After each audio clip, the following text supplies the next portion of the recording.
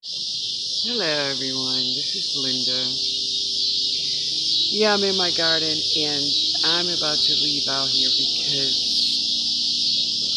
those cicadas, you can't talk. They just, you hear them.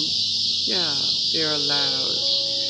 They'll go all the way down and then they start back up again. So, but today is Wednesday, September 4th.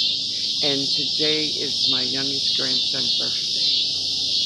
JJ, it's his birthday today. He turned 13. 13.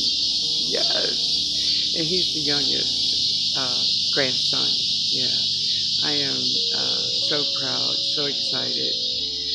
You know, his he has such a story for his life because when he was born like 3 pounds, 3 ounces.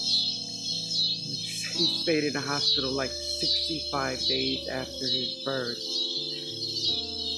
Yeah. Doctor says, he was going to have all kinds of problems. And no, you don't have it. So God is so good. And,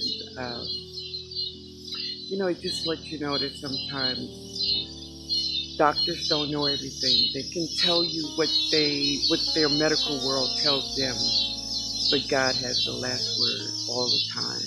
All the time, He does. All right, guys. Y'all have a great week.